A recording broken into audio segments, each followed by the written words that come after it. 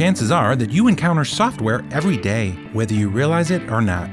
From critical infrastructure systems to your smartwatch, software makes everything work. And with software becoming increasingly complex, the development process remains expensive and oftentimes ununified. It seems reusing blocks of software could solve the problem, but how can developers quickly determine the function and integrity of imported code if they have not written it themselves? Sorting through every bit of information like the code, comments in the code, its documentation or specification is challenging and time-consuming.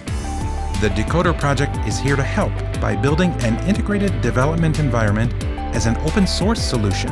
A central part of the DECODER architecture will be a persistent database, otherwise known as the Persistent Knowledge Monitor, or simply PKM.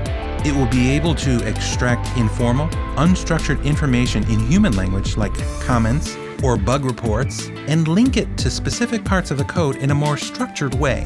Alternatively, DECODER will be able to interpret formal data and present it in a human-readable format.